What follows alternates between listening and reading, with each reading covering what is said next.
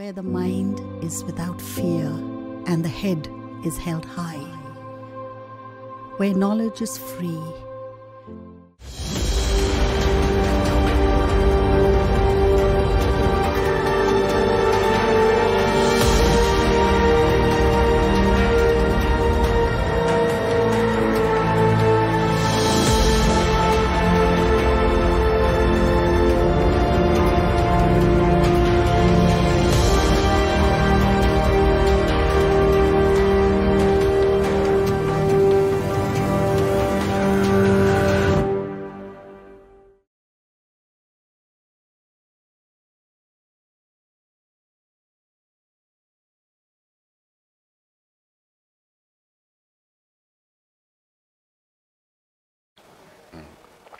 মালদা প্রশাসনের উদ্যোগে টেলি শিক্ষা ব্যবস্থায় সকল ছাত্রছাত্রীদেরকে আমি স্বাগত জানাই।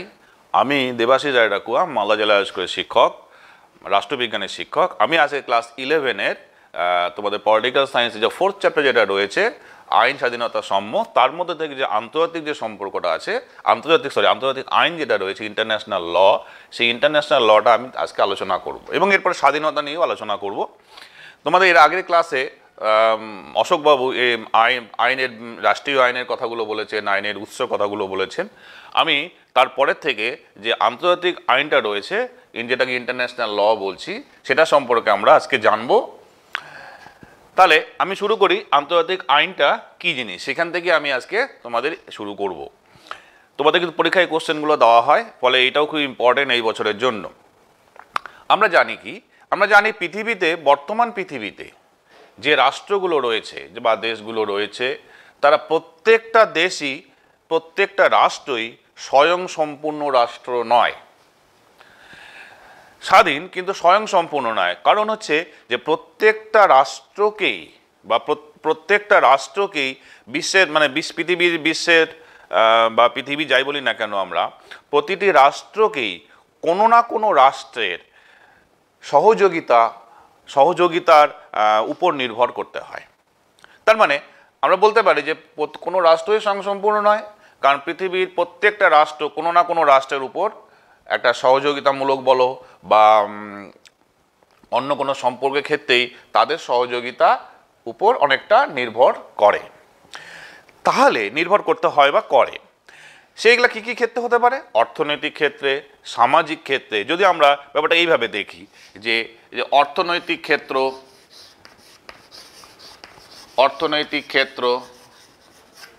সামাজিক, রাজনৈতিক,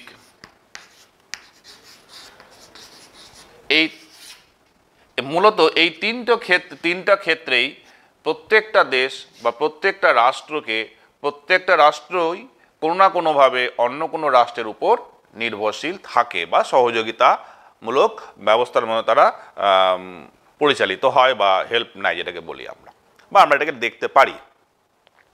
তাহলে এই যে বলছি যে অর্থনৈতিক, সামাজিক এই তিনটা ক্ষেত্রে মূলত যে পারস্পরিক সহযোগিতা বা নির্ভরশীলতা থাকে, এই নির্ভরশীলতাগুলো কিভাবে চলে? নির্দিষ্ট নিয়ম মেনে চলে। তাহলে এই যে পারস্পরিক সহযোগিতা আমরা যেটা লক্ষ্য করছি এই তিনটা ক্ষেত্রে, অর্থনৈতিক, সামাজিক বা রাজনৈতিক ক্ষেত্রে, তো এই যে পারস্পরিক যে সহযোগিতা সম্পূর্ণ নির্ধারিত হয় কার দ্বারা? কতগুলো নির্দিষ্ট নিয়ম কানুনের মাধ্যমে। তার মানে যে প্রতি রাষ্ট্রের মধ্যে যে সহযোগিতার সম্পর্ক, এই যে মূলত এই তিনটা সহযোগিতার ক্ষেত্র, এই তিনটা সহযোগিতার ক্ষেত্রে কতগুলো নিয়ম নীতি মেনে চলা হয়। নিয়ম নীতি,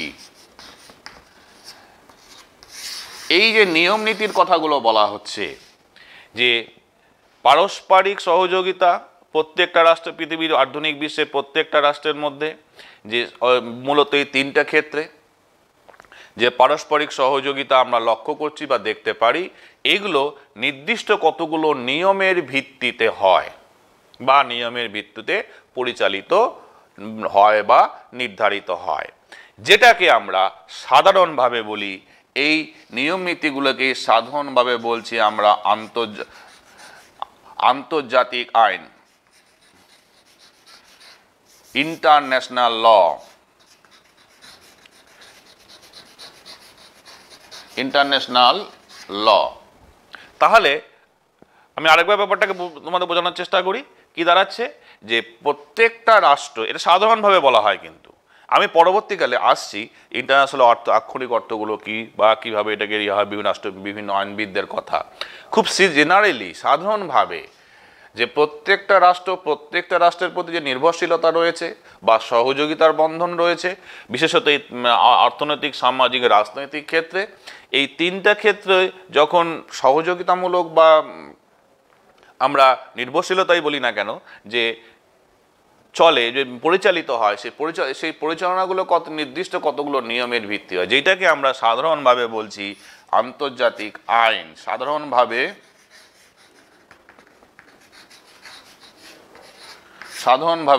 আন্তর্জাতিক আইন বা ইন্টারন্যাশনাল ল বলা হয়। তাহলে এটা গেল মোটামুটি খুব সাধারণভাবে আন্তর্জাতিক আইনের একটা ডেফিনেশন বা ধারণাও বলতে পারি। এবার যদি আমি আসি এর পরবর্তীকালে, এই আন্তর্জাতিক আইন যে কথাটা বা শব্দটি, ইন্টারন্যাশনাল ল যে শব্দটি, সেটা প্রথম প্রকাশিত কবে হয়? 1970 সালে। 1780-তে জেরাম বেনথাম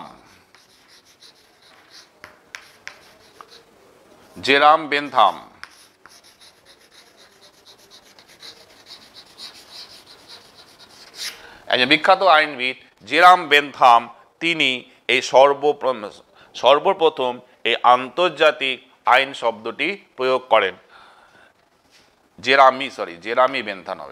জেরামি বেনথাম সর্বপ্রথম আন্তর্জাতিক আইন শব্দটি প্রয়োগ করেন। যদিও এই আন্তর্জাতিক আইন শব্দটিকে নিয়ে এর অনেক আগের থেকে আলোচনা চলছিল। তো যাই হোক, এবার যদি আন্তর্জাতিক আইনের আমরা একটা সংজ্ঞা নির্ধারণ করার চেষ্টা করি, আমরা এতক্ষণ সাধারণভাবে আন্তর্জাতিক আইনের একটা ধারণা নিলাম। এবার যদি আমরা আন্তর্জাতিক আইন বা ইন্টারন্যাশনাল লয়ের যদি আমরা একটা ব্রড সেন্স এর মিনিংটাকে নিয়ে বা মিনিং এবং নেচারকে নিয়ে আলোচনা করি, তাহলে আমরা আরও বেশি ব্যাপারটা আমাদের কাছে আরও পরিষ্কার হয়ে উঠবে।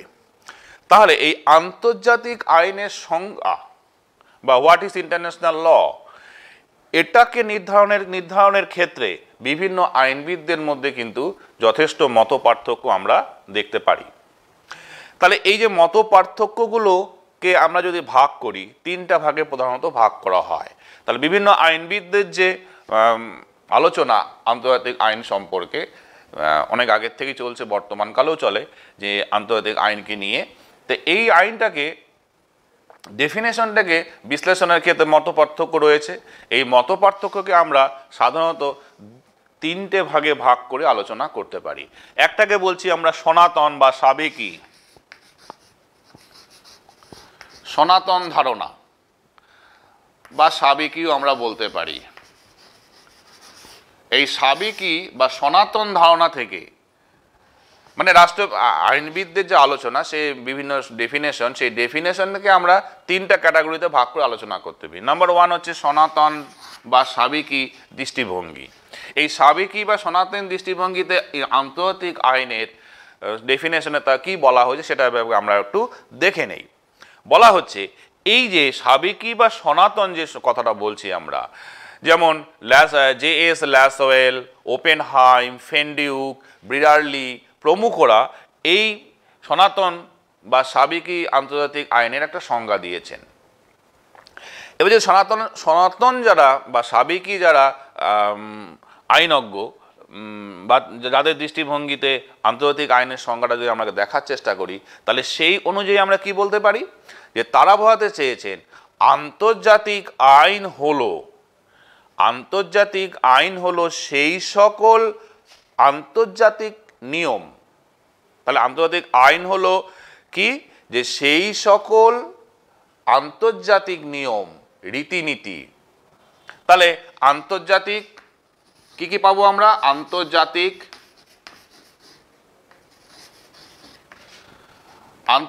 রীতিনীতি, নিয়ম। তাহলে এই দুটো জিনিস আমরা পেলাম, আন্তর্জাতিক রীতিনীতি, নিয়ম, আর কি পাবো, এবং প্রথা,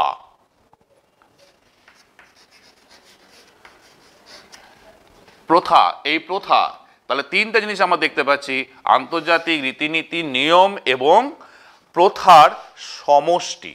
তাহলে বলা হয় আন্তর্জাতিক আইনের যারা সাবেকি তারা মনে করে আন্তর্জাতিক আইন হলো আন্তর্জাতিক রীতিনীতি, নিয়ম, প্রথার সমষ্টি। তাহলে এটা তারা বোঝাতে চেয়েছেন। তাহলে সমষ্টি হলো। এবার এইগুলো কি হবে? এইগুলো স্বাধীনভাবে সার্বভৌম রাষ্ট্রসমূহের আচার আচরণকে নিয়ন্ত্রণ করবে। তাহলে সাবেকি দৃষ্টিভঙ্গি অনুযায়ী কি বলা হচ্ছে? আন্তর্জাতিক রীতিনীতি, নিয়ম প্রথার কতগুলো সমষ্টি, এই যে সমষ্টি হলো সেটাকে আমরা আন্তর্জাতিক আইন বলছি। এবং এটা কি করবে? এই আন্তর্জাতিক যে সমষ্টি, যে নিয়মের যে সমষ্টিগুলো, এটা সার্বভৌম এবং স্বাধীন এবং সার্বভৌম রাষ্ট্রসমূহের উপর, স্বাধীন এবং সার্বভৌম রাষ্ট্রসমূহের উপর রাষ্ট্রসমূহের আচার আচরণকে নিয়ন্ত্রণ করবে। সেটাকেই তারা বোঝাতে চেয়েছেন আন্তর্জাতিক আইন। যারা সাবেকি বা সনাতন দৃষ্টিভঙ্গিতে বিশ্বাসী, এটা পরিষ্কার। যেমন আমি একটু আগে যেটা প্রথমে বললাম, জে.এস.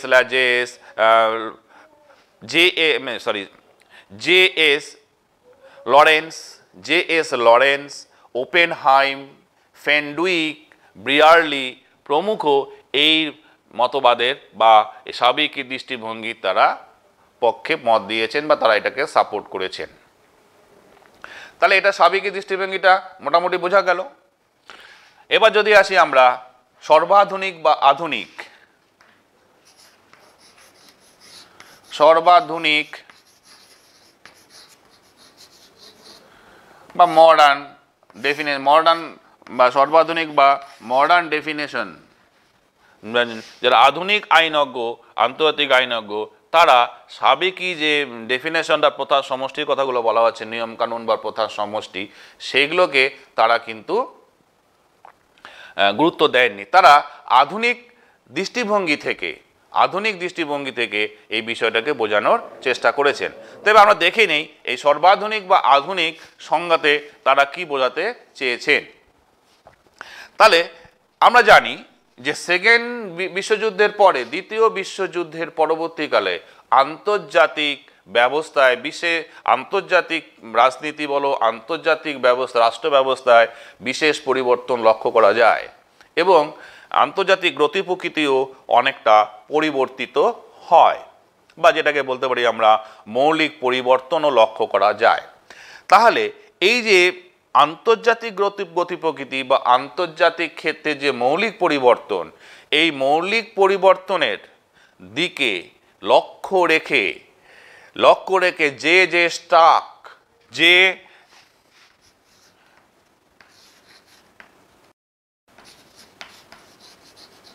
স্টার্ক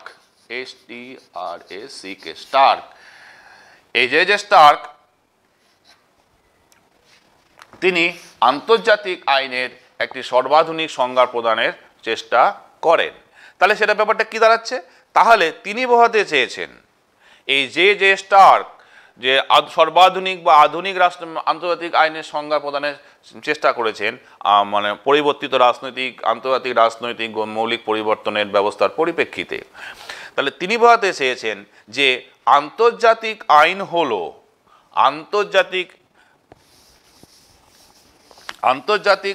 হলো কি, যে তিনি বোঝাতে যে আন্তর্জাতিক আইন হলো সেই সকল নিয়ম কানুন ও রীতি ও আচার আচরণ, সেই সকল নিয়ম কানুন ও আচার আচরণ। তাহলে যদি আমরা ব্যাপারটাকে এইভাবে লিখি, নিয়ম কানুন, এইখানে লেখা যাক তাহলে সুবিধা হবে। এই সর্বাধুনিক যে স্টার্ক বোঝাতে চেয়েছেন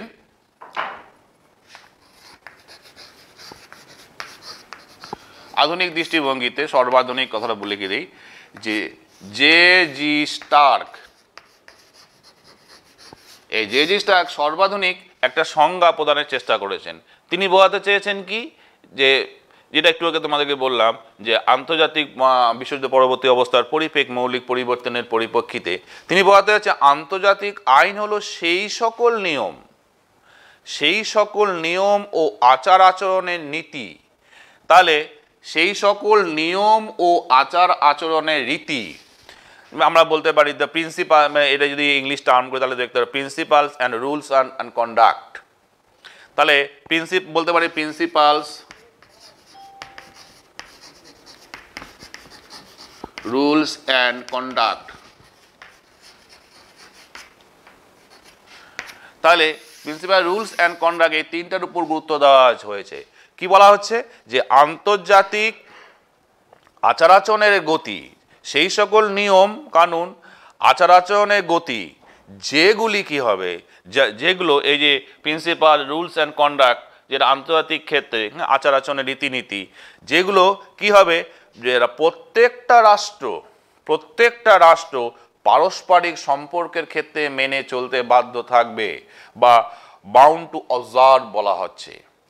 তাহলে এই আন্তর্জাতিক ব্যাপারটাকে আরেকবার ক্লিয়ার করে দিই, যে বলা হচ্ছে যে স্টার্ক বোঝাতে চেয়েছেন যে আন্তর্জাতিক আইন হলো সেই সকল নিয়ম কানুন, যেটা প্রিন্সিপালস বলা হচ্ছে, নিয়ম কানুন আচার আচরণ রীতিনীতি যেগুলো প্রত্যেকটা রাষ্ট্র পারস্পরিক সম্পর্কের ক্ষেত্রে মেনে চলতে বাধ্য থাকবে, বাউন্ড টু অবজার্ভ থাকবে, মেনে চলতে বাধ্য থাকবে, সেটাকেই তিনি বোঝাতে চেয়েছেন আন্তর্জাতিক আইন। তাহলে আমরা আগেটা সাবেকি দেখলাম, একটা সর্বাধুনিক বা আধুনিক সংজ্ঞাটাও আমরা যে স্টার্কের ইয়ে থেকে বুঝতে পারলাম। তাহলে এবার যদি আমরা ব্যাপারটাকে এইরকম করে দেখি যে সাবেকির সঙ্গে সর্বাধুনিকের একটা ডিফারেন্স কি দাঁড়াচ্ছে। সাবেকি যারা সাবেকি দৃষ্টিভঙ্গিতে যে সকল আন্তর্জাতিক আইনজ্ঞ দিয়েছেন, তারা স্বাভাবিক আইনের তত্ত্বটাকে গুরুত্ব দিয়েছেন, যেটাকে বলা হচ্ছে যে ডক্ট্রিন অফ নেচার লকে তারা গুরুত্ব দিয়েছেন। আবার যারা সর্বাধুনিক সংজ্ঞা যে স্টার্কের মতো যারা রয়েছেন, তারা বোঝাতে চেয়েছেন যে স্বাধীন রাষ্ট্রসমূহের পারস্পরিক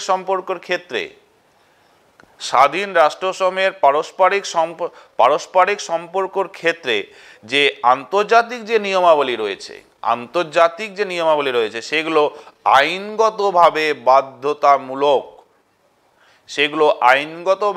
বাধ্যতামূলক। তাহলে একটা জায়গায় আধুনিক ক্ষেত্রে আইনগত বাধ্যতামূলক করা হয়েছে যে আন্তর্জাতিক যে পারস্পরিক যে নিয়ম কানুনগুলো রয়েছে, আর সাবেকি দৃষ্টিভঙ্গিতে সেটাকে ন্যাচারাল ডক্ট্রিনের উপর ছেড়ে দেওয়া হয়েছে। তাহলে আমরা সর্বাধুনিক বিষয়টাকে আমরা দেখলাম। এবার যদি আমরা আসি একটা থার্ড যে কনসেপ্ট, যেটাকে বলা হচ্ছে মার্ক্সীয় চিন্তা, মার্ক্সীয় দৃষ্টিভঙ্গি বা মার্ক্সিয়ান ভিউ।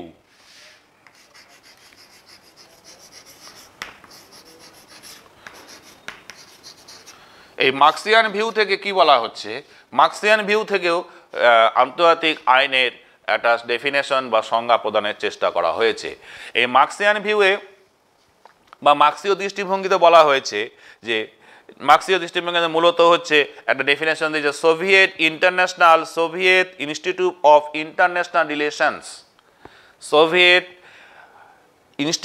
অফ ইন্টারন্যাশনাল রিলেশনস একটা সংস্থা রয়েছে সোভিয়েত ইউনিয়নে, তারা আন্তর্জাতিক আইনের একটা সংজ্ঞা প্রদানের চেষ্টা করেছেন। তারা কি বলেছেন, সেখানে বোঝাতে চেয়েছেন আন্তর্জাতিক শান্তি ও শান্তিপূর্ণ সহাবস্থান ও সমাজতান্ত্রিক আন্তর্জাতিকতা প্রতিষ্ঠার জন্য বিভিন্ন রাষ্ট্রের মধ্যে যে নিরন্তর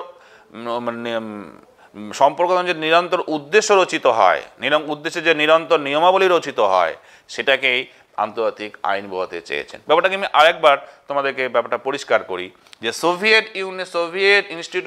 ইনস্টিটিউট অফ ইন্টারন্যাশনাল রিলেশনস যে একটা সংস্থা সোভিয়েত ইউনিয়নে রয়েছে, তারা বোঝাতে চেয়েছেন, এটা মনে রাখবে, সোভিয়েত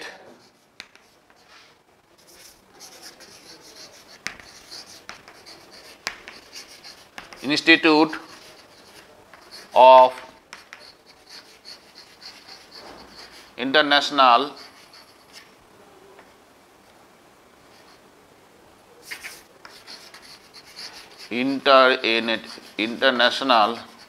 রিলেশনস, এই যে সংস্থাটা রয়েছে তারা একটা আন্তর্জাতিক আইনের ডেফিনেশন প্রদান করেছেন। সেটা কি হচ্ছে যদি আমরা সেইটাকে দেখি, তারা বোঝাতে চেয়েছেন আন্তর্জাতিক শান্তি ও শান্তিপূর্ণ সহাবস্থান, যেটা পিসফুল এক্সিস্টেন্স বলা হচ্ছে। আন্তর্জাতিক শান্তি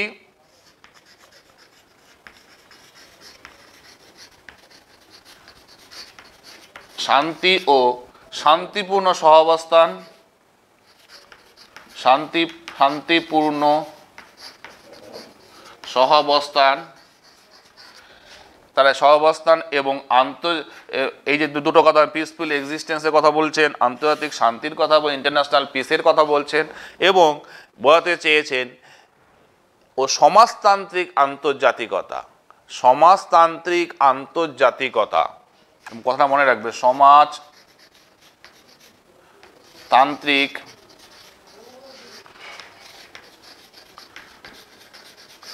আন্তর্জাতিকতা। তাহলে এই ইনস্টিটিউটে এই তিনটা বিষয়ের উপর গুরুত্ব দিলেন। কি কি? আন্তর্জাতিক শান্তি, শান্তিপূর্ণ সহাবস্থান ও সমাজতান্ত্রিক আন্তর্জাতিকতা। এই সমাজতান্ত্রিক আন্তর্জাতিকতা প্রতিষ্ঠার জন্য বিভিন্ন রাষ্ট্রের মধ্যে যে সম্পর্ক, বিভিন্ন রাষ্ট্রের মধ্যে সম্পর্ক নিয়ন্ত্রণের উদ্দেশ্যে যে নিয়মাবলী তৈরি হবে সেটাই হচ্ছে আন্তর্জাতিক আইন বলে এই Soviet institute of international relations তারা মনে করেন। এবার তাহলে ব্যাপারটা বুঝতে পারলে, এবার যদি আমরা এটাকে একজন আইনজ্ঞর কোটেশন দেখি, টুনকিন বলে রয়েছেন একজন আইনজ্ঞ, আন্তর্জাতিক আইন মার্ক্সিয়ান ভিউ কনসেপ্টে, তার কথাটাকে যদি আমরা দেখি তাহলে সেক্ষেত্রে তোমাদের আরও ব্যাপারটা পরিষ্কার হবে। যে বলা হচ্ছে যে জি.আই. টুনকিন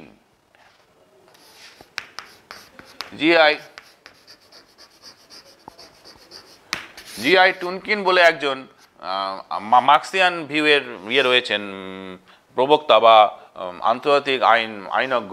তিনি কি বোঝাতে চেয়েছেন? তিনি বলেছেন যে তার একটা গ্রন্থ হচ্ছে ইন্টারন্যাশনাল ল। তার গ্রন্থের নাম হচ্ছে ইন্টারন্যাশনাল ল।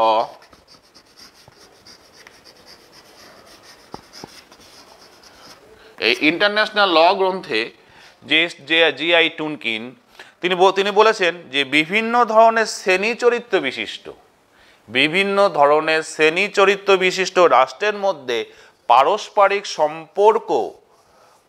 সম্পর্ক, কারণ আমরা জানি যে আমাদের এই পৃথিবীতে বিভিন্ন যে শ্রেণী চরিত্র বিশিষ্ট রাষ্ট্রের কথা বলা হয়েছে, এক একটা রাষ্ট্র এক এক রকম, কোনোটা সমাজতান্ত্রিক রাষ্ট্র, কোনোটা গণতান্ত্রিক, কোনো উদারনৈতিক, আমরা সেগুলোকে শ্রেণী চরিত্রের কথা বলছি। মানে একটা রাষ্ট্র এক এক রকম। সেই অ্যাঙ্গেল থেকে তোমরা জানো যে কেউ, আমরা সেকেন্ড ইয়েতে পড়েছিলাম চ্যাপ্টারে, কেউ পুঁজিবাদী রাষ্ট্র ব্যবস্থা বলা হচ্ছে, কোনোটা সমাজতান্ত্রিক, যেটা আমেরিকা রাশিয়ার মধ্যে কোল্ড ওয়ার হয়েছিল। তাহলে সেই দিক থেকে বিভিন্ন রাষ্ট্র বিভিন্ন শ্রেণী চরিত্র বিশিষ্ট। তাহলে এই যে বিভিন্ন শ্রেণী চরিত্র বিশিষ্ট রাষ্ট্রের মধ্যে যে পারস্পরিক যে সম্পর্ক নিয়ন্ত্রণের জন্য যে নিয়মাবলী, এই পারস্পরিক সম্পর্ক নিয়ন্ত্রণের জন্য যে নিয়মাবলী, সেটাকেই তিনি আন্তর্জাতিক আইন বলেছেন। ব্যাপারটা আমি আবার ক্লিয়ার করছি যে টুনকিন মনে করেন যে আন্তর্জাতিক যে আমাদের বিশ্বে যে বিভিন্ন শ্রেণী চরিত্র বিশিষ্ট যে রাষ্ট্রগুলো রয়েছে, তাদের মধ্যে পারস্পরিক সম্পর্ক নিয়ন্ত্রণের ক্ষেত্রে যে নির্দিষ্ট নিয়মাবলী তৈরি হয়েছে সেটাই আন্তর্জাতিক আইন। তাহলে মোটামুটি ভাবে আমরা এই আন্তর্জাতিক আইনের যে ডেফিনেশনটা বিভিন্ন দিক অ্যাঙ্গেল থেকে আমরা এটাকে বিচার করলাম। এই যে বিভিন্ন অ্যাঙ্গেল, যেটা সাবেকি, সর্বাধুনিক বা আধুনিক সংজ্ঞা এবং মার্ক্সীয় অ্যাঙ্গেল থেকে আন্তর্জাতিক আইনের যে ডেফিনেশন, বিভিন্ন ভিউ পয়েন্ট, সেটা আমরা দেখলাম। তাহলে এবার যদি আমরা আন্তর্জাতিক আইনের নেচার অফ ইন্টারন্যাশনাল লকে দেখি,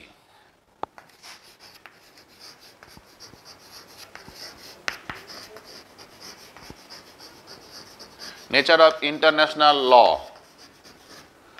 যদি আমরা এইটাকে এবার আলোচনা করি, এতক্ষণ ধরে আমরা আন্তর্জাতিক আইনের সংজ্ঞা বা ডেফিনেশন মিনিংটাকে বোঝানোর চেষ্টা করলাম। এবার যদি আমরা এর আন্তর্জাতিক আইনের নেচারটাকে আমরা লক্ষ্য করি, তাহলে আমরা কি দেখব সেটা তোমাদের এখন আমি বোঝাচ্ছি। দেখো, আন্তর্জাতিক আইন প্রকৃত অর্থে আইন কিনা, যে আমরা এতক্ষণ ইন্টারন্যাশনাল লয়ের কথা বলছি, এই ইন্টারন্যাশনাল লটা প্রকৃতপক্ষে আইন কিনা সেটা নিয়েও বিতর্ক রয়েছে। এবার দেখো, এটা হচ্ছে একটা মজার বিষয় যে আমরা এতক্ষণ জায়গায় আইন করে বলছি, ইন্টারন্যাশনাল ল বোঝার চেষ্টা করছি, সেইটা আবার আইন কিনা বা আইন নয়, আইন সত্যি আইন কিনা সেটাকেও একটা আমাদের আলোচনা করে দেখতে হবে। এটার পক্ষে কেউ বলেছেন, কেউ আবার বিপক্ষে আন্তর্জাতিক আইনের মত দিয়েছেন। কেউ মনে করে আন্তর্জাতিক আইন আইন নয়, কেউ মনে করে আন্তর্জাতিক আইন একটা আইন। তাহলে যদি প্রথমেই আমরা দেখি যে এটাও নিয়ে আন্তর্জাতিক আইনবিদদের মধ্যে মতপার্থক্য রয়েছে। ন্যাচারালি দুটো ভাগ হয়ে যায়, কেউ আন্তর্জাতিক আইনের পক্ষে, আইন বলার পক্ষে, কেউ আন্তর্জাতিক আইনকে আইন বলার পক্ষে নয়, মানে পক্ষে বিপক্ষে মত অটোমেটিক্যালি চলে আসছে। যদি আমরা প্রথমে এটা দেখি যে আন্তর্জাতিক আইনকে আইন বলা যাবে না, আন্তর্জাতিক আইনকে আইন বলা যাবে না, ইন্টারন্যাশনাল ল এটা আইন নয়,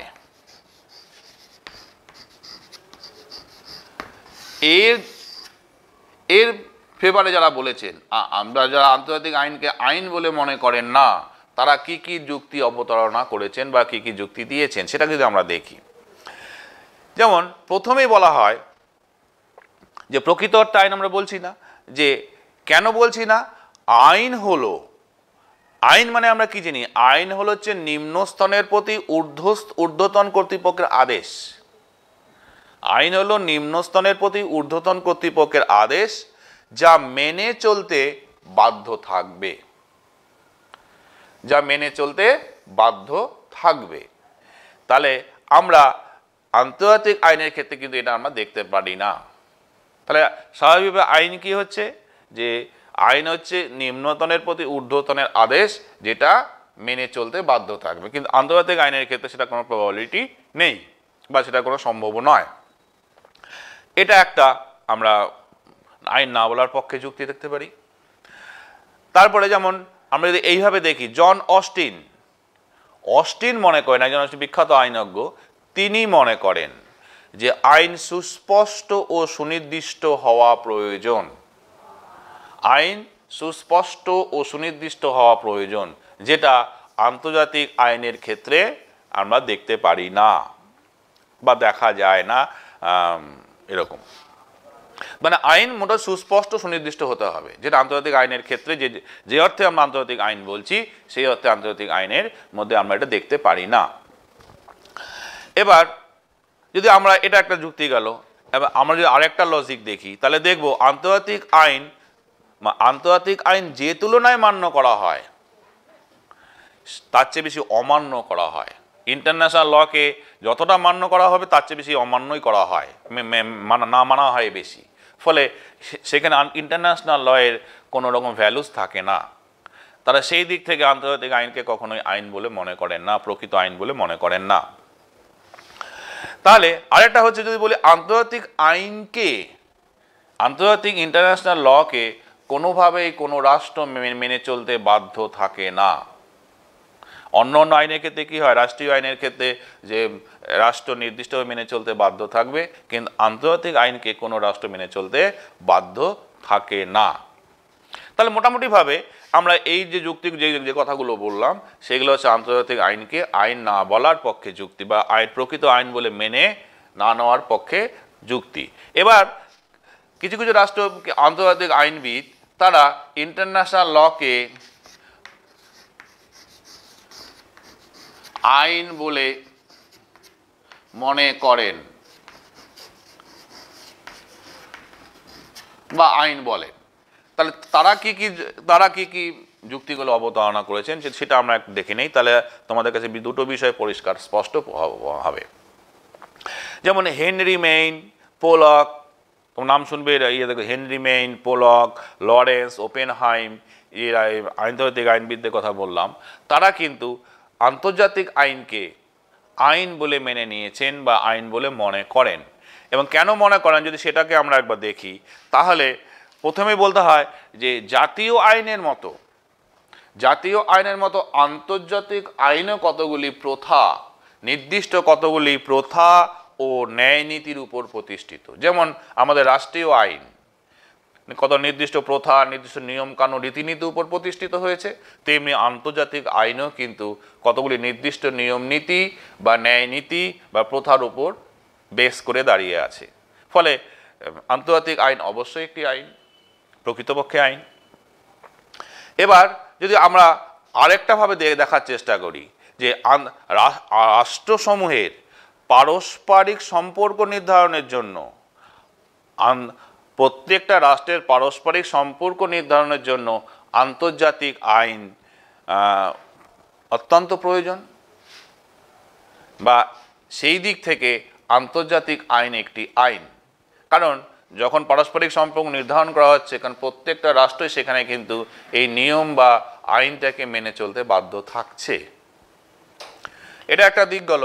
যদি আমরা উৎসগত দিক থেকে দেখি, আইনের উৎসগত দিক থেকে, সেদিক থেকে যদি বিচার করি, তাহলে আন্তর্জাতিক আইনও কিন্তু একটা আইন পদবাচ্যর মতোই।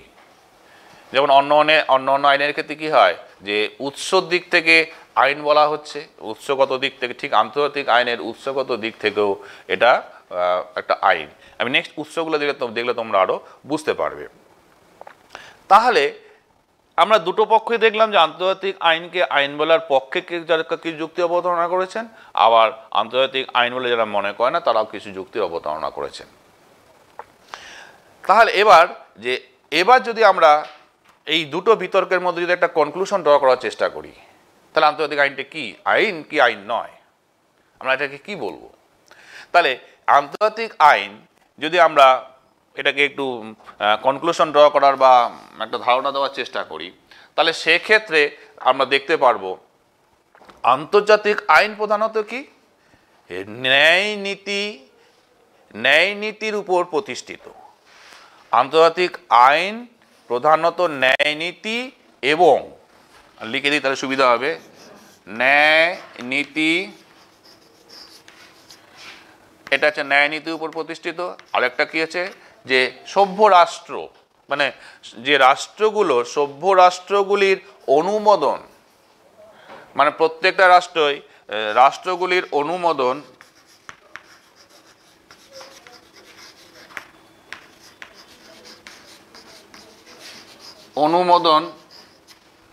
রাষ্ট্রগুলির অনুমোদন রয়েছে।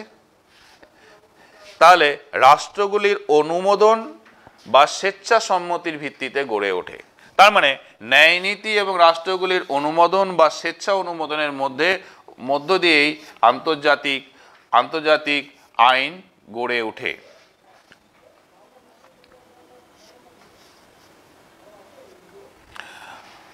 তাহলে আমরা বলতে পারি যে আন্তর্জাতিক আইন কি হয়, প্রণীত হচ্ছে ন্যায় নীতি এবং যে রাষ্ট্রগুলির অনুমোদন বা স্বেচ্ছা অনুমোদনের ভিত্তিতেই গড়ে উঠেছে। কারণ যেহেতু আন্তর্জাতিক আইনটা মূলত, আমরা প্রথমেই বলেছি যে আন্তর্জাতিক আইনটা মূলত যে প্রত্যেকটা রাষ্ট্রের পারস্পরিক সম্পর্কের জন্য বা পারস্পরিক নির্ভরশীলতার মধ্যে, যেটা প্রথমে রাজনৈতিক, সামাজিক, অর্থনৈতিক ক্ষেত্রে সম্পর্ক রয়েছে, যে নির্ভরশীলতা, সেটাকে নির্দিষ্ট পথে নিয়মকানুনের মধ্যে পরিচালিত হওয়ার জন্যেই আন্তর্জাতিক নিয়ম বা আন্তর্জাতিক ল গড়ে উঠেছে।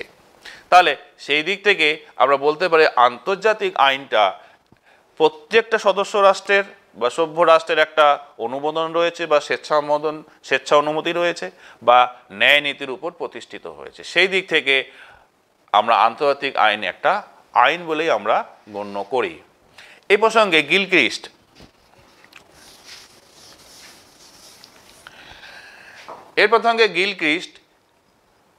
আন্তর্জাতিক আইনকে, গিলক্রিস্টের কথাটা ইম্পর্টেন্ট,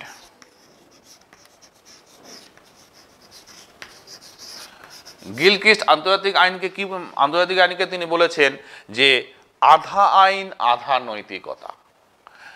গিলক্রিস্ট বোঝাতে চেয়েছেন আন্তর্জাতিক আইন হলো half law and half morality. Half law and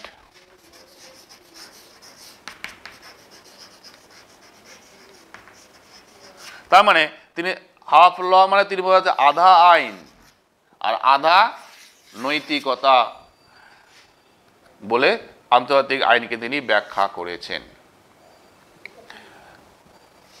তাহলে আধা আইন আধা নৈতিকতা বলে আন্তর্জাতিক আইনকে গিলক্রিস্ট ব্যাখ্যা করেছেন। এবার যদি আমরা আন্তর্জাতিক আইনের সোর্সগুলো দেখি,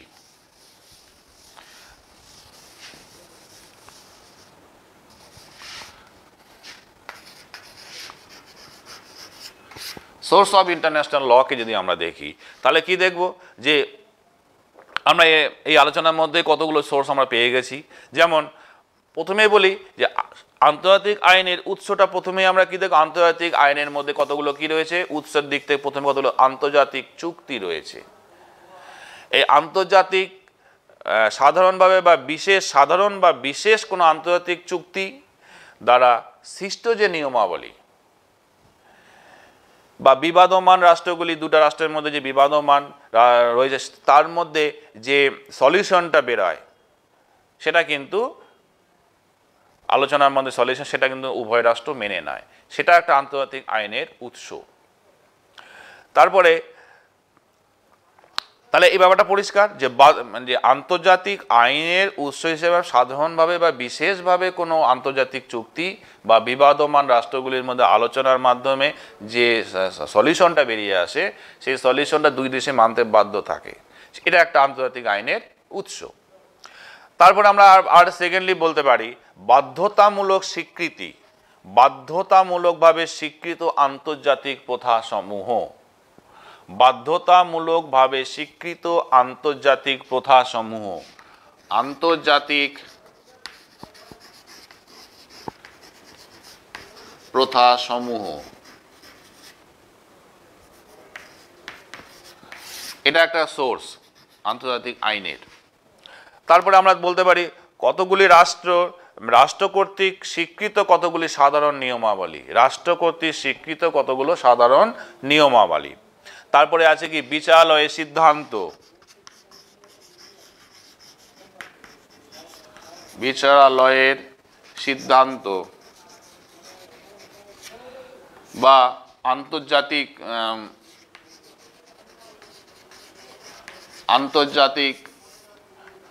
আইনজ্ঞদের, আন্তর্জাতিক আইনবিদদের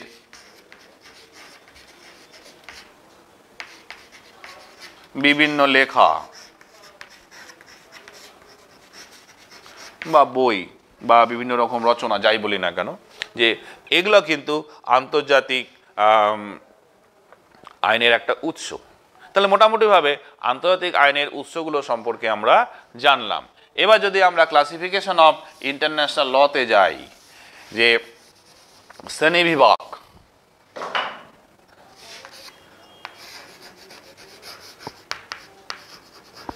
ক্লাসিফিকেশন অফ ইন্টারন্যাশনাল ল, যে আন্তর্জাতিক আইনের শ্রেণীবিভাগ যদি আমরা করি, আন্তর্জাতিক আইন কত প্রকার, কী কী ইত্যাদি ইত্যাদি। তো আন্তর্জাতিক আইনকে আমরা মোটামুটি দুটো ভাগে ভাগ করতে পারি।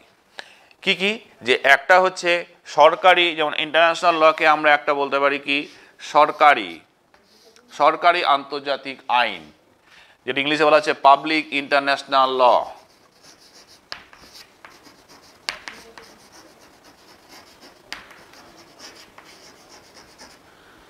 International law. আরেকটাকে বলা হচ্ছে যে এবার পাবলিক ইন্টারন্যাশনাল লকে আবার তিনটা ভাগে ভাগ করা যায়।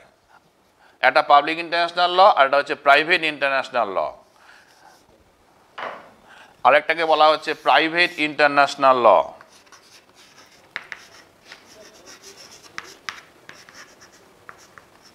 ইন্টারন্যাশনাল ল মানে একটাকে বলা যায় সরকারি আন্তর্জাতিক আইন, আর এটা হচ্ছে বেসরকারি আন্তর্জাতিক আইন। বেসরকারি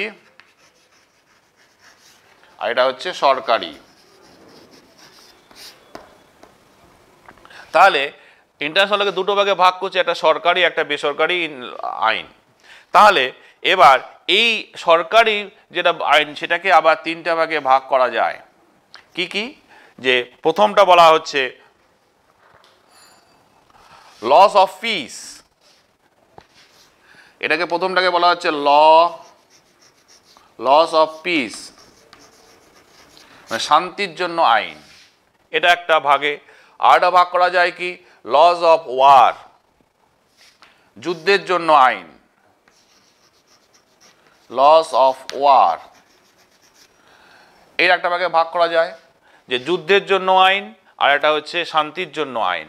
আরটা হচ্ছে লস অফ নিউট্রালিটি, আর একটা হচ্ছে লস অফ নিউট্রালিটি বা নিরপেক্ষতা, নিরপেক্ষতার জন্য আইন। তাহলে laws of war, laws of মানে শান্তির জন্য আইন, যুদ্ধের জন্য আইন, আর নিরপেক্ষতার জন্য আইন, আন্তর্জাতিক আইন। তাহলে মোটামুটিভাবে আমরা এই সরকারি আইনকে আমরা এই কটা ভাগে ভাগ করতে পারি। তাহলে এটা গেল আন্তর্জাতিক আইন সম্পর্কে তোমাদের একটা ধারণা। এবার আমি নেক্সট আসছি, এই আন্তর্জাতিক আইনটা এবার আমরা বুঝতে পারলাম। এবার আমরা আসছি যে তোমাদের নেক্সট যেটা পার্ট রয়েছে স্বাধীনতা, লিবার্টি, এটা কিন্তু সবচেয়ে বড় ইম্পর্টেন্ট। এই লিবার্টি বা স্বাধীনতা, এই স্বাধীনতা বা লিবার্টি কিন্তু তোমাদের কাছে খুব ইম্পর্টেন্ট একটা চ্যাপ্টার, ইম্পর্টেন্ট একটা পার্ট। যদি আমরা এই স্বাধীনতার একটা ডেফিনেশনের দিকে যাই, স্বাধীনতা যে শব্দটা ইংরাজি প্রতিশব্দ হচ্ছে লিবার্টি। এই শব্দটা এসছে ল্যাটিন শব্দ লিবার থেকে, ল্যাটিন শব্দ লিবার থেকে, যার অর্থ হচ্ছে স্বাধীন। এই লিবার থেকে কথাটা ট্রান্সফার হয়ে এসছে লিবার্টি, ল্যাটিন শব্দ আমরা লিবার্টি কথাটা আমরা পাই। ল্যাটিন শব্দ লিবার থেকে ইংরাজি প্রতিশব্দ লিবার্টি কথাটা এসছে। তাহলে এই যে লিবার্টি কথাটা আমরা বলছি, সে স্বাধীনতা, এই লিবার্টি মানে স্বাধীন। তাহলে যদি আমরা এই যার অর্থ হচ্ছে স্বাধীন, যে যদি ব্যুৎপত্তিগত অর্থ আমরা ধরি, তাহলে কি দেখব? ব্যুৎপত্তি স্বাধীনতা মানে কি? যে স্ব-অধীনতা। তাহলে যদি আমরা এইভাবে দেখি, স্বাধীনতা ইকুয়াল টু কি দাঁড়াবে? স্বাধীনতা ইকুয়াল টু আমরা কি বলতে পারি? যে স্ব-অধীনতা।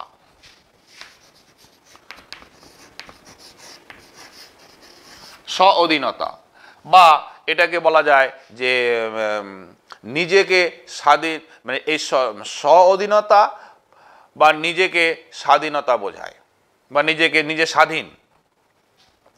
তাহলে স্বাধীনতা কথাটা মূল অর্থ কি দাঁড়াচ্ছে?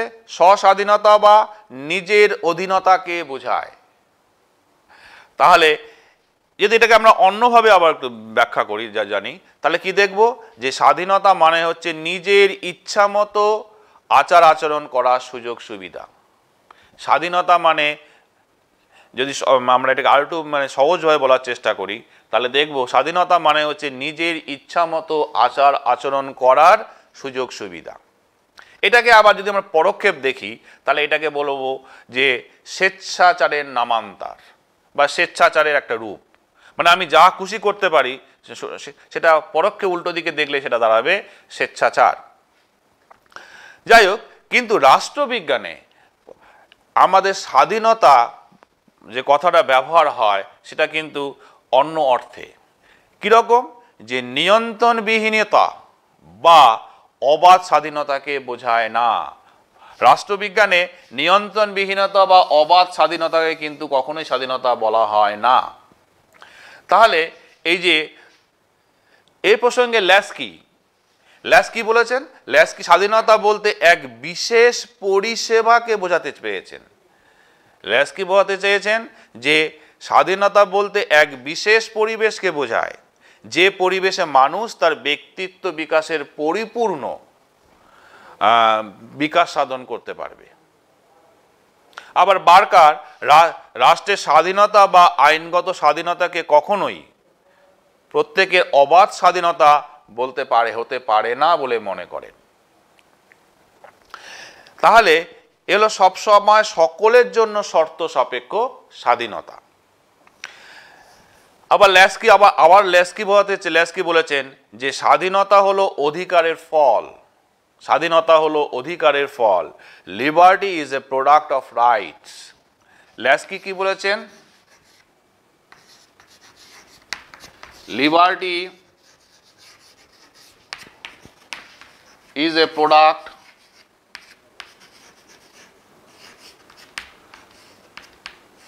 liberty is a product of rights, মানে স্বাধীনতা হলো অধিকারের ফল। তাহলে যে আমরা এবার স্বাধীনতা হলো ল্যাস্কি এটা বোঝাতে চেয়েছেন। তাহলে মোটামুটিভাবে স্বাধীনতার আমরা একটা ছোট্ট সংক্ষিপ্ত ডেফিনেশনগুলো জানলাম, বুঝতে পারলাম। এবার যদি আমরা নেচার অফ লিবার্টিতে আসি, যে নেচারে আসি,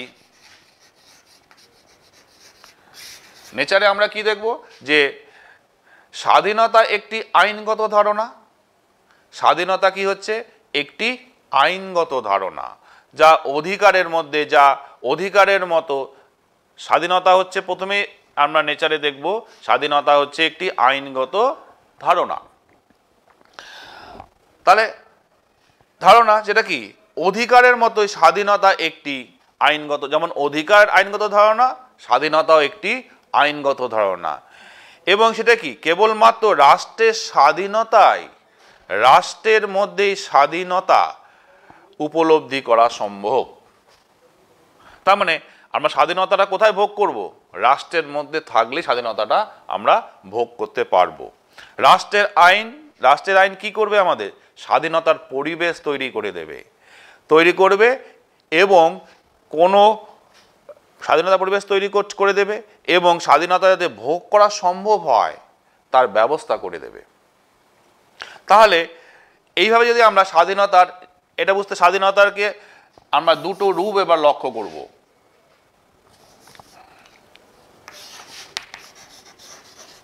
তাহলে আমরা লিবার্টিকে আমরা দুটো দিক থেকে, অ্যাঙ্গেল থেকে বিচার করব। একটা হচ্ছে নেতিবাচক দিক, নেগেটিভ অ্যাঙ্গেল থেকে, আর একটা পজিটিভ অ্যাঙ্গেল থেকে। যদি আমরা ব্যাপারটাকে এইভাবে দেখি, এই যদি আমরা এটাকে নেতিবাচক ধরি, আর হচ্ছে ইতিবাচক, তাহলে এই নেতিবাচক দিকে আমরা কি দেখতে পারবো? নেতিবাচক দিক থেকে দেখা যাবে ব্যক্তির ব্যক্তিত্ব বিকাশের জন্য নিয়ন্ত্রণহীনতা রয়েছে।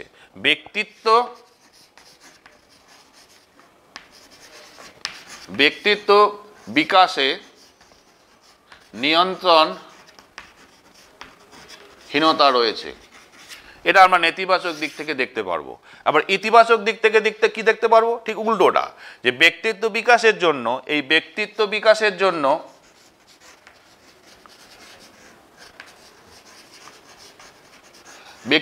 জন্য কি হবে? উপযুক্ত কার্যক্রম। ব্যক্তিত্ব বিকাশের জন্য নানা রকম সুযোগ সুবিধা, আমরা এখানে বলতে পারি নানা রকম সুযোগ সুবিধা,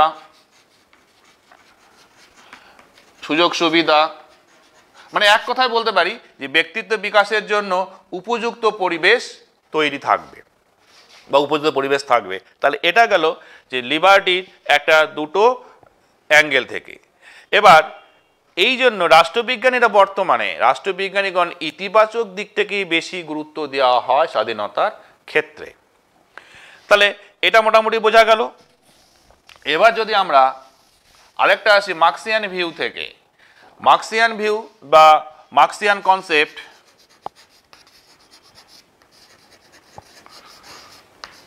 মার্ক্সিয়ান কনসেপ্টে কি বলা হয়েছে? যে ধনবৈষম্যমূলক যে ধনবৈষম্যমূলক বা শ্রেণীবৈষম্যমূলক সমাজে, ধনবৈষম্য বা শ্রেণীবৈষম্যমূলক সমাজেই কখনোই কোনোভাবে ধনবৈষম্য বা শ্রেণীবৈষম্যমূলক সমাজে কখনোই কোনো রকম কোনো সমাজে স্বাধীনতা ভোগ করতে পারবে না। ন্যাচারালি যেখানে শ্রেণীবৈষম্য রয়েছে, ধনবৈষম্য রয়েছে, সেখানে কোনোভাবেই স্বাধীনতা সমানভাবে ভোগ করা সম্ভব নয়। এবার যদি আমরা আসি যে স্বাধীনতার ডিফারেন্ট পার্ট, স্বাধীনতাকে কটা ভাগে ভাগ করা যায়, ডিফারেন্ট ফর্মস অফ লিবার্টি।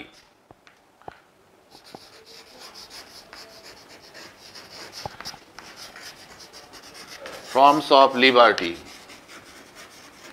এই ডিফারেন্স ফর্মসে যদি আমরা যাই তাহলে কি দেখব, আমরা লিবার্টিকে তিনটা ভাগে ভাগ করতে পারি। একটাকে বলছি আমরা এই ডিফারেন্ট লিবার্টিকে আমরা তিনটা ভাগে ভাগ করতে পারি। একটাকে সিভিল লিবার্টি, একটাকে বলা হচ্ছে সিভিল লিবার্টি, সিভিল লিবার্টি, আরেকটাকে বলা হচ্ছে civil liberty, political liberty and economic liberty. Political liberty আর আছে ইকোনমিক লিবার্টি। মানে পৌর স্বাধীনতা, রাজনৈতিক স্বাধীনতা আর হচ্ছে অর্থনৈতিক স্বাধীনতা, এই তিনটা ভাগে আমরা লিবার্টিকে শ্রেণী বিভাজন করতে পারি। যদি আমরা সংক্ষেপে সিভিল লিবার্টি সম্পর্কে আলোচনা করি তাহলে কি দেখব, যে পৌর স্বাধীনতা বলতে আমরা কি কি অধিকার, কতগুলো অধিকারকে বোঝায়। যেমন সেগুলি হচ্ছে কি মানুষের ব্যক্তিত্ব বিকাশের জন্য এগুলো খুবই প্রয়োজন।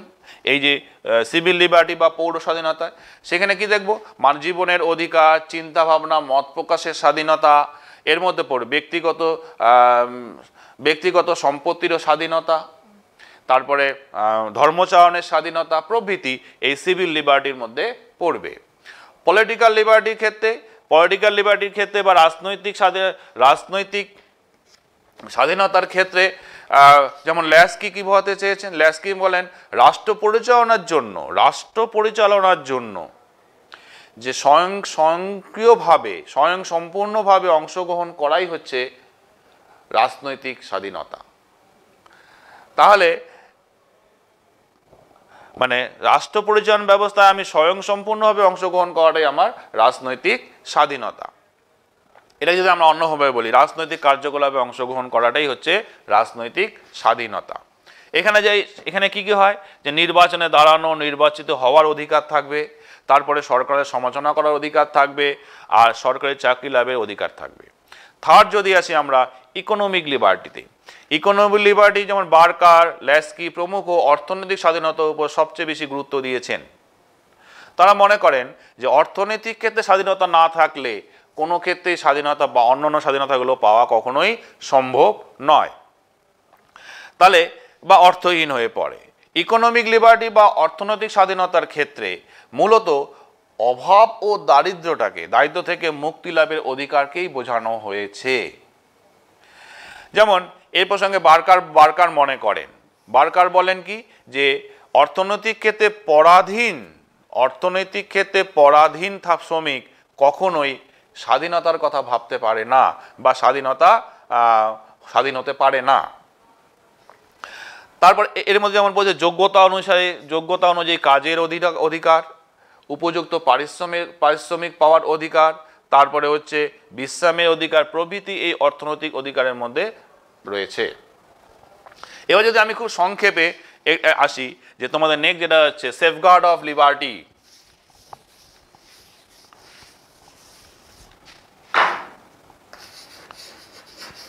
সেফগার্ড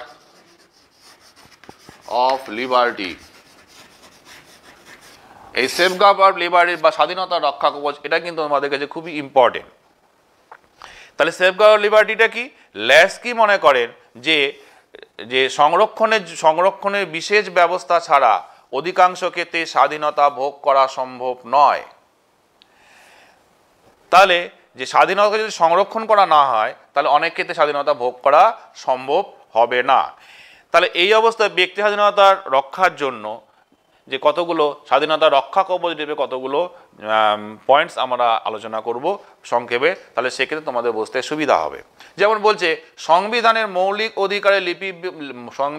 মৌলিক অধিকারে স্বাধীনতা লিপিবদ্ধ করা প্রয়োজন, বা বলতে পারি সংবিধানের মৌলিক অধিকারের মধ্যে স্বাধীনতা লিপিবদ্ধ করা গুরুত্বপূর্ণ, যেটা অন্যতম রক্ষা কবচ। কারণ আমাদের সংবিধানে যখনই স্বাধীনতা লিপিবদ্ধ করা থাকবে, সেই স্বাধীনতাকে কখনোই কোনোভাবে সেটাকে মৌলিক অধিকার ট্রিট হলে যেটা কখনোই অন্য কেউ স্বাধীনতা তোমাকে হরণ করতে পারবে না, ফলে ন্যাচারালি একটা সেফগার্ড হিসেবে রয়েবে।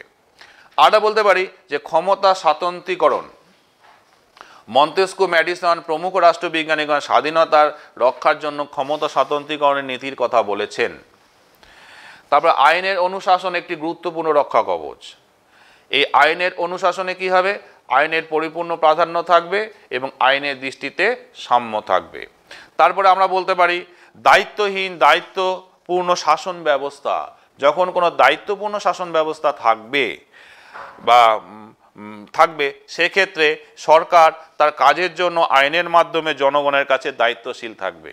সরকার কখনো স্বৈরাচারী হয়ে স্বাধীনতা হরণ করতে পারবে না, যেহেতু সরকার পার্লামেন্ট ব্যবস্থার উপর দায়িত্বশীল। তবে গণভোট এবং পদচ্যুতি এগুলোও অন্যতম রক্ষা কবচ। ক্ষমতার বিকেন্দ্রীকরণ, এটা একটা গুরুত্বপূর্ণ স্বাধীনতার রক্ষা কবচ, কেননা রাষ্ট্র ব্যবস্থার বিকেন্দ্রীকরণ ও স্বায়ত্তশাসনের মাধ্যমে স্বাধীনতার অন্যতম রক্ষা কবচ হিসাবে এটা গণ্য করা হয়। তারপর সবচেয়ে বড় ইম্পর্টেন্ট, মোস্ট ভাইটাল হচ্ছে সদা জাগ্রত জনমত। তাহলে সতর্ক এবং বলিষ্ঠ জনমত হলো স্বাধীনতার সর্বশ্রেষ্ঠ রক্ষা কবচ। কেননা জনমত যত বেশি জাগ্রত হবে, যত বেশি